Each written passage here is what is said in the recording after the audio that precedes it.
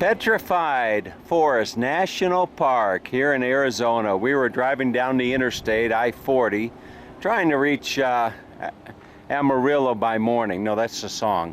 Trying to reach Amarillo by evening. And came across this. I saw a sign, Petrified Forest National Park. And I can't say that I've ever been to this national park. So we decided to get off the road here. And as the name would imply, it is just that. It is a petrified forest, and here you see a looks like a log of a tree right here. So we're gonna kind of saunter, stop and smell the roses, if you will. And the sign here says, "You've made a good decision to exit the interstate and visit Petrified National Forest National Park. Beyond lies a 28-mile road through the heart of the park, showcasing the painted desert, the world's largest and most colorful concentration of petrified wood." So we're going to just spend a little bit of time and go see some of these highlights along the way, and maybe see the painted desert that you see down there. Let's go check out this national park. And as I often do, I visit the visitor center as one of the first stops going into a national park, and this is the Petrified Forest National Park Painted Desert Visitor Center. So we'll go inside and take a look. You know, I can't say that I've ever actually seen this park before. But look at that. I don't know if that's a real piece or not. No, I think that's just plastic. Looks like it, but over here is the real deal. We got some of this on display here. You can see. Look at that. Just beautiful. So we're gonna just kind of take a look around. You can see oftentimes I'll just look at the postcards, because the postcards will give you a good indication as to what to go and look at as you come through here. Not a very big visitor center as compared to a lot that I've seen, unless I'm missing something. But we're going to take a look around and maybe drop the camper here. Here's a little guy here that you might see out there out there. Here's a little raven puppet. Kind of looks like Skip Smith a little bit. All right, so let's get on with the tour. And this would be our first stop in the park. You can see this is Tapani Point, and there's a little card here that says, "As you look out over the painted desert, you are only seeing a small portion of it. The painted desert extends over 7,500 square miles across northeastern Arizona." Because Petrified Forest National Park lies at its heart, the entire park contains the colorful rocks of the painted desert. These particular mudstone and sandstone rocks are called the Chinle Formation, and were deposited from 227 to 205 million years ago during the late Triassic period. During that time, the supercontinent Pangaea broke apart, eventually forming our present continents. So look at this. Really is a beautiful sight to behold. Just one of many beautiful sights I'm sure we're going to see as we drive through the 28-mile route of this national treasure. All right, the second stop is called Tawa-Tawa Point, and there's a trail here that you can take about a mile and a half. I'm just going to take a short little walk. One interesting thing, a little thing of annoyance as I start this visit to the park, is that just seems to be no shortage whatsoever of flies. Might even see a fly land on the camera, like you see right there. So you see a fly on on the camera. So everywhere you go, there are flies, interestingly enough. So look at this. Give you a nice view out. It's a warm day, not too warm. Temperature is probably in the low to mid 90s. But unlike certain parts of the country, you don't get the humidity. I gotta keep waving the flies away from the camera, interestingly enough. So here's a nice view looking down.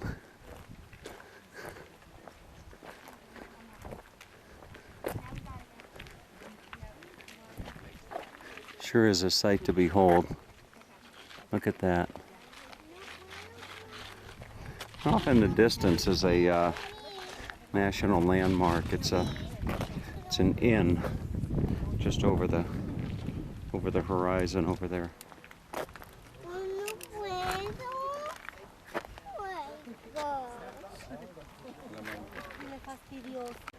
All right, the next stop brings us to a national landmark.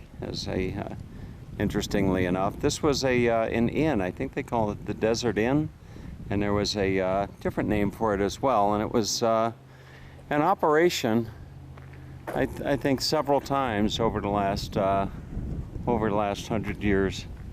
And now it's a place where you can stop and get some ice cream, and if not get some ice cream, you can tour the little museum.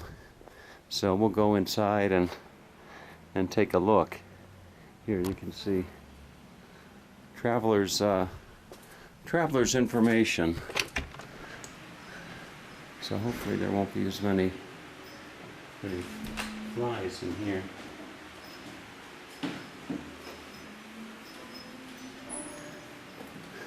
And look at this. See the woodwork up on the ceiling there.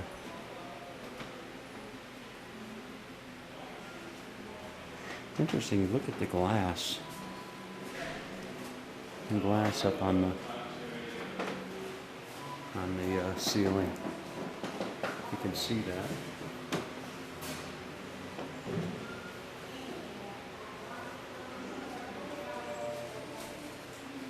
Very nice.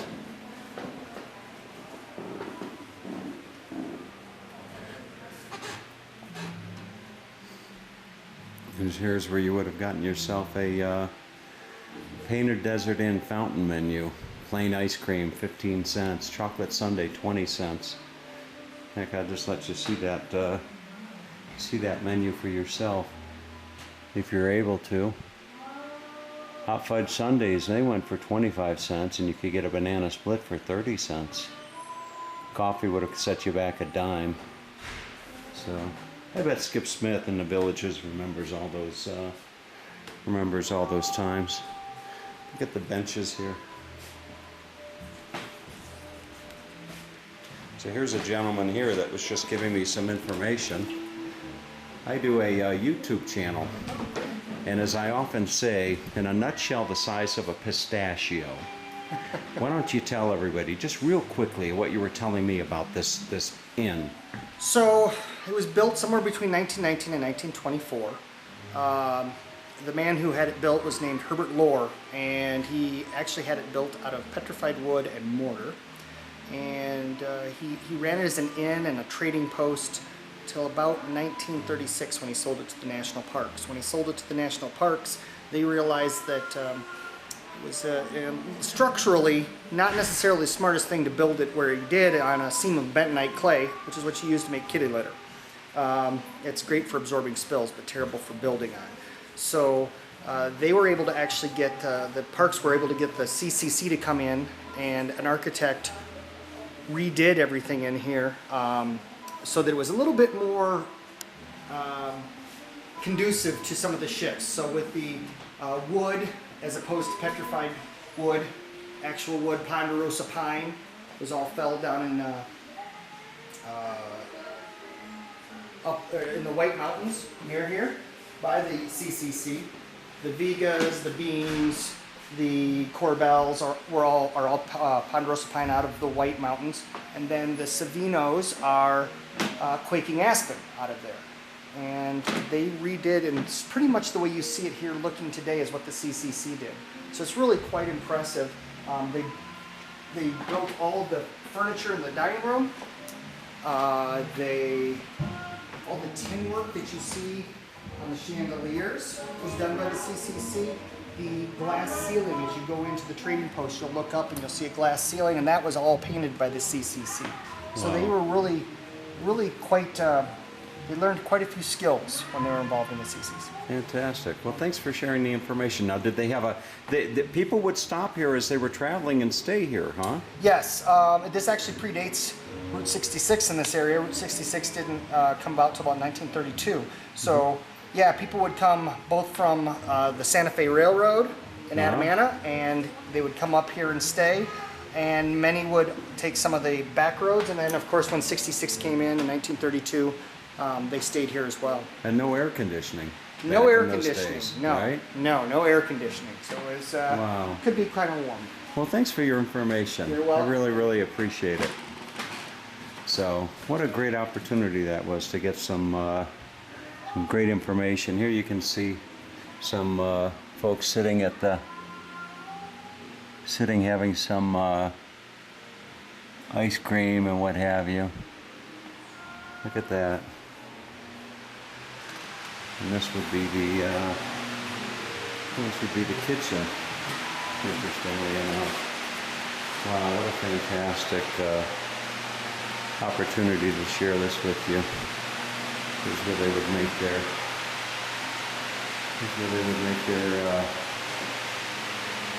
menu. You can see. Really fantastic. There's some artifacts here from Route 66. You can see, and hold that steady for you.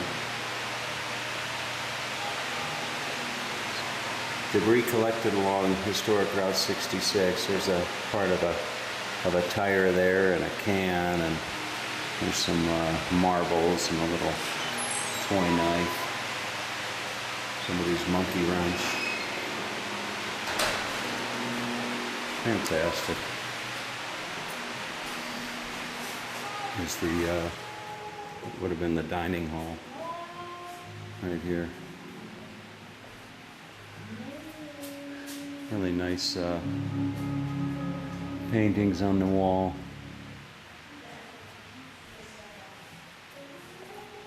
We'll go downstairs and take a look as well. Could have gone and sat outside maybe. That's open, that's closed. Here's a petroglyph that we'll see throughout the park. You can see.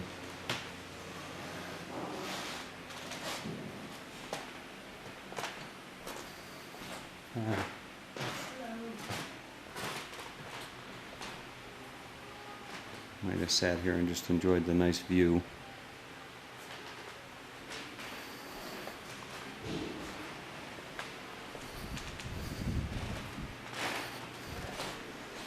There's a crew of 1938. Give you a picture of some of these guys. That was the CCC work crew. Look at that.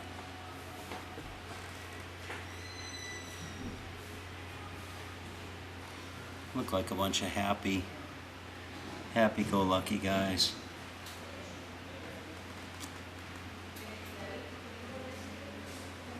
Isn't that something?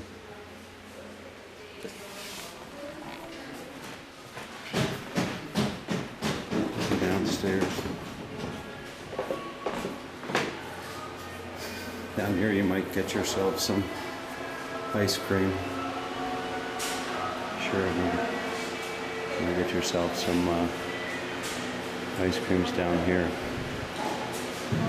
A little bit more expensive than it was back in the day.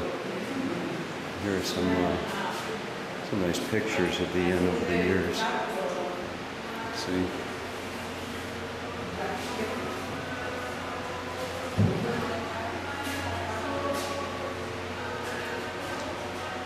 I can imagine staying here back in the day. It must have been hot, to say the least.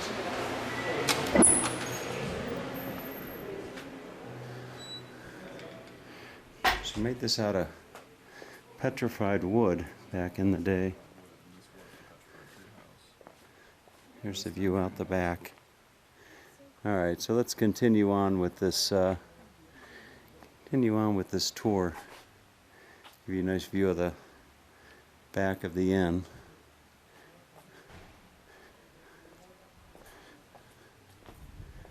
Walk up around the front. Not much else out in this area.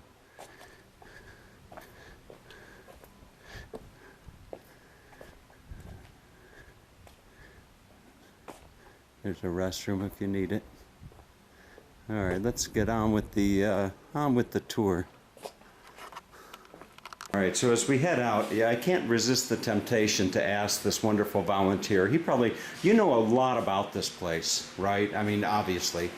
So I'm curious to know, is this the first Venezuelan to ever visit this inn here? And in the long history of this place, is this the first person from Venezuela? I doubt it, but it's definitely the first Venezuelan that I've had the opportunity to spend time talking with. Well, there you go.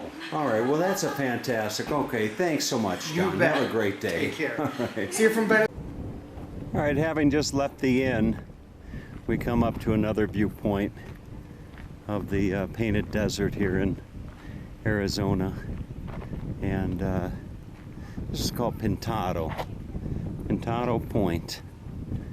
And it definitely gives you a great view of the painted desert. You can see some folks have taken some stones. You'll see this a lot, where they'll stack these stones like this. I don't know if there's a story behind stacking the stones or not, but there you see it.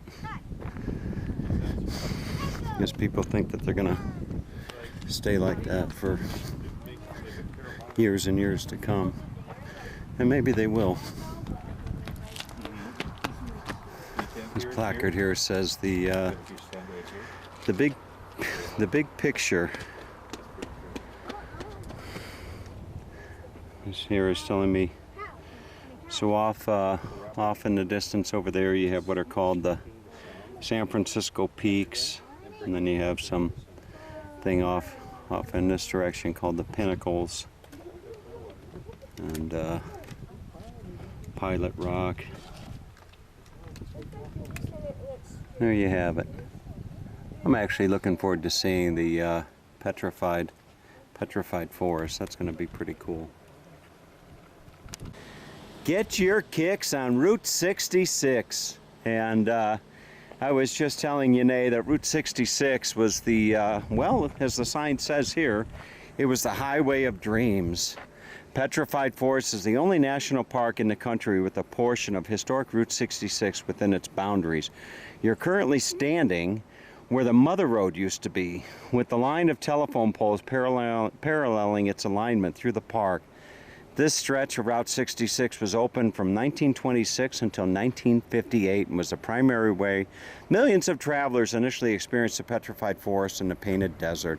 Imagine driving to this spot in the 1932 Studebaker before you, when this road was in its heyday. So look at that. There you go, a Studebaker. Imagine cruising Route 66 in the Studebaker. Is that something? There you have it. I think Skip Smith, I think one of these was Skip Smith's favorite car. Skip Smith, for those of you watching this video, is a a gentleman. Well, he's not a gentleman, but he's a guy that lives in the villages in Florida, and I like to give him a hard time. But anyway, here is a Studebaker that would have been driving down Route 66 back in the day. Look at that. All right, let's go on with the show. All right, the next stop is what's called the Agate Bridge, and this has sweeping views and a 110-foot petrified wood log bridge, if you will. So look at this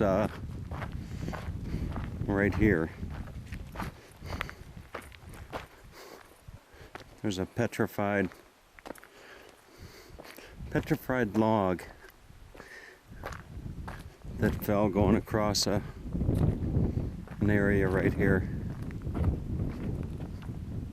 with a sign that says stay off the bridge. But there it is. All right, just up ahead we're going to see a lot more of these.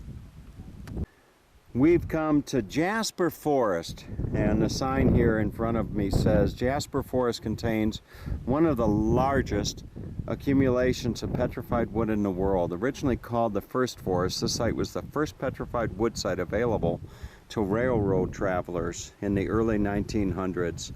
Looking down, you can see pieces of logs that were once encased in the sandstone ledge at your feet. A visitor in 1917 wrote, "It was 6 miles to forest number 1. It was well worth the trip, for it is a wonderful sight." So look at that.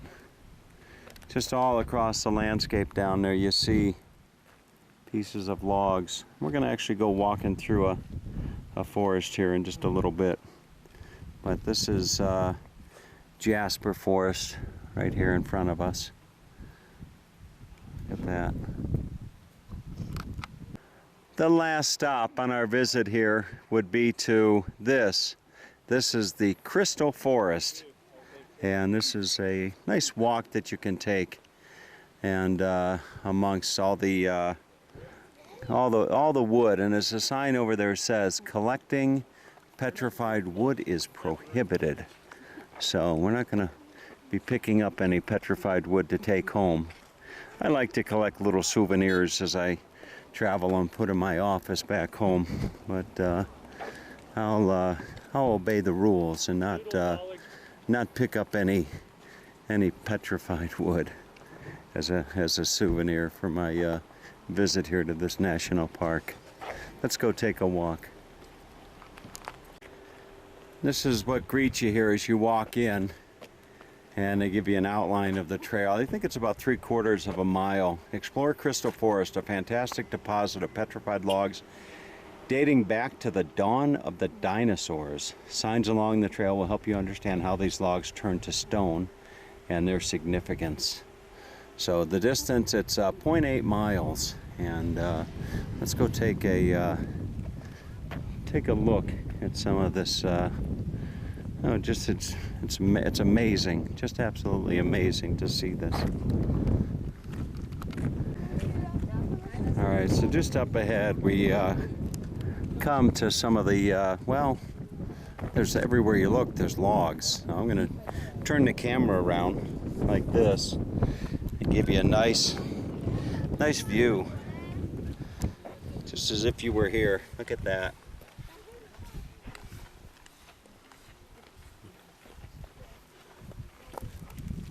Different colors.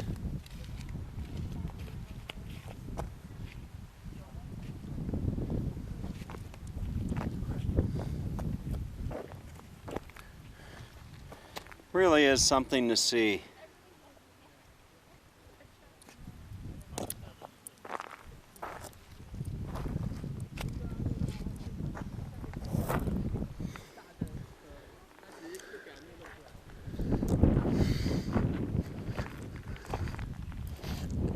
Everywhere you look, the landscape is just scattered with logs. Just up ahead on the path, you can see everywhere you look is petrified wood. Well, no, not everywhere you look. Sometimes when you look, you see Venezuelan, you know. Oh, yeah, okay, no, that's not petrified. No, the most important is the... Oh, okay, yeah, the wood, the okay, view. yeah. So let's go back to what's the most important, okay? So anyway, just walking along, you come across, you know, these massive trees, and I don't know what kind of trees these were back in the day, but take a look here. You can see look at the colors on this one here. Really something. Come around, and then here you have, look at that. Really is something else. Been here for millions of years.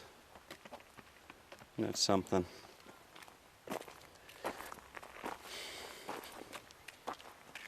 Some more.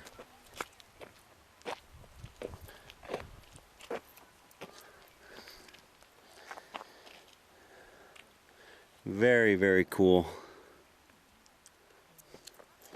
You can see the bark on this as I come down along. Look at that. That's something. How that just turned to stone. All right. On with the hike. This will give you one last look here at this national park. It is definitely worth stopping if you're traveling along I-40 such as we were today. Definitely a cool thing to see. So hope you enjoyed the visit to this national American treasure. You know, I couldn't help, as I was walking out, I was looking down, and these are petrified wood chips, interestingly enough. Look at this. Just petrified wood chips. Isn't that something? Wow. Really, really is. Everywhere you look, just wood chips. Petrified, turned to stone.